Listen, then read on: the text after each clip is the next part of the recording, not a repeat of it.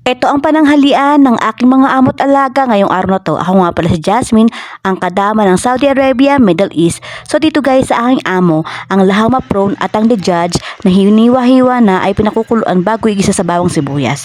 So guys, samahan nyo ako magluto ngayong araw na to. Itong mga gulay to ang ating gagamitin. So yung carrots po at saka yung kusa isasama natin sa blender mamaya.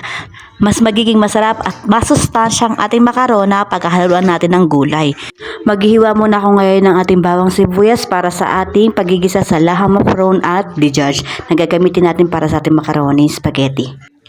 Yung kamatis, carrots at kusa, i-blender natin yan para hindi napapansin ang ating mga alaga na meron palang halong gulay ang ating ginagawang makarona. Sa paraan na yan, hindi napapansin ng mga alaga natin or ng mga anak natin na meron palang kulay ang kinakain nila. So good advice din yan mga guys, 'di ba, sa ating mga katulad nating mga nanay na may problema sa mga anak nila hindi kumakain ng mga gulay-gulay, sa mga alaga na masela na pag nakakita ng gulay, iyak, kasi yung alaga ko muso ganyan, hindi siya kumakain. So ngayon guys, ginagawa namin ng paraan para at least naman makakain siya ng gulay at magkaroon ng nutrients ang kanyang katawan. Karamihan talaga dito sa Saudi Arabia ay gumagana lagi ang blender pagdating sa pagluluto kasi yun ang ginagamit talaga nila pag nagluluto kasi mas madali para sa kanila. So ngayon guys, set aside muna natin ng ating blender na gulay at kamatis kasi tayo magigisa muna ng lahama prawn at dijaj na gagamitin natin para sa ating macarones. Ngayon guys, nilalagay ko na yung mantika sa ating kaserola para tayo makapag-start ng pagigisa. Ilalagay ko naman ngayon ang ating sibuyas at bawang.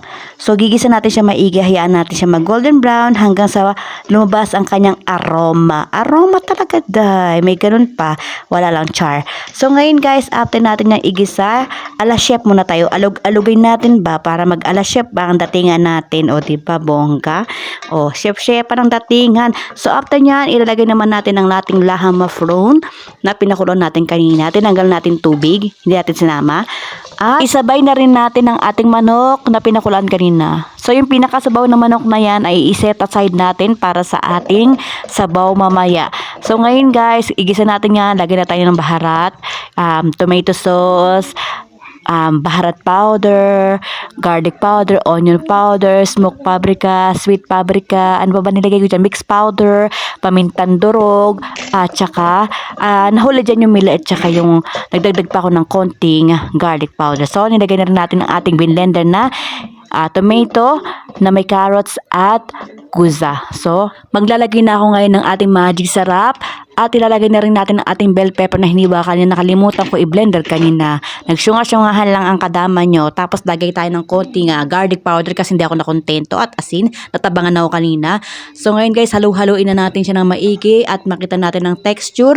At ilagay na rin natin ang sabaw ng manok na pinakuluan natin kanina para mas malasa at mas masarap ang ating macarona. So ayan na siya guys. Creamy, yummy, yummy. Ang sarap, diba? So after nga nyan, naglagay na ako ng tubig na mainit, pinakuluan ko.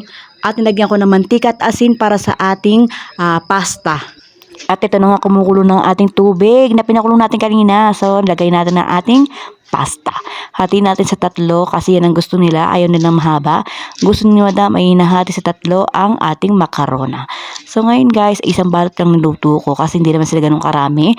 At konti lang naman din kami. Baka hindi pa nila maubos. At hindi nila magustuhan. Sana magustuhan nila ang aking macarona spaghetti. Sana lang. At binuhos ko na lahat ng pasta at pakuluan natin maigi. After 30 minutes ay ihalo naman natin siya sa ating ginawang sauce para maging macarona spaghetti. Fast forward na at naluto na ang ating pasta, ay ihalo na natin siya sa ating ginawang spaghetti sauce. So haluin natin siya maigi para magsanib puwersa ang lasa. Sanib puwersa talaga. Para mas masarap ang ating macarona. At pagkatapos ko nga yung halu-haluin ng ating macaroni spaghetti, lumabas na ang kanyang texture at ito na siya ngayon guys. Napakasarap at yummy! Pagkatapos nga niyan ay inihain ko na sa kanila at nagugas ako ng pinggan at kumuha na ako ng para sa akin. So yun lang guys, kain tayo. Thank you for watching. See you to the next video!